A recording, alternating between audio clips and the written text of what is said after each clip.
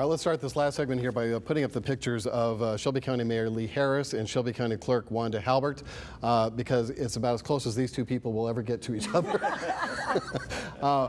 County Clerk Wanda Halbert's had quite a year. Actually, it goes beyond that now. Troubles with long lines at all her offices. Of course, the County Clerk's office is where people get their tags renewed, anything vehicle related, marriage licenses, you name it. It's probably the most important clerk's office. It's an elected position, though, and she's been reelected as recently as August. So she's got another 4 years as far as, I don't know, the Constitution, the state Constitution says.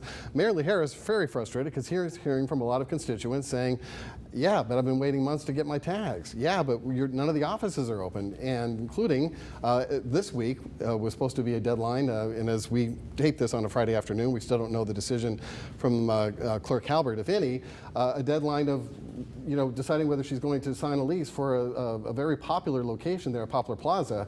And he's like, look, if you don't do this, then we're not going to have an office in the shopping center in question. So on and on it goes.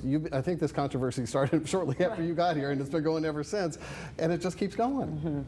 Absolutely, yeah. I think to see a government office not operate so well is just, ultimately the people have to deal with the consequences. And we already know that the county Mayor Harris had put in resources to get that Riverdale location open, and now we're having problems with another location, possibly like the lease being up. I just wonder, when is it going to all work out? When will it all seamlessly move together? Right. Well, we know the county commission wanted to hire a special advisor or something for her. I don't know what the status is of that.